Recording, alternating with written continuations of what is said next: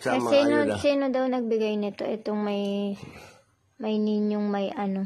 Ano yan? Huwag mo nang itanong kung sino naman nagbigay. Sabi mo kanina. Magagalit.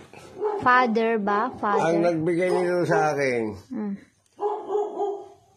yung parish priest ng Santa Teresita Church, si Father Damaso. Dahil ang pare, bawal daw mag-asawa.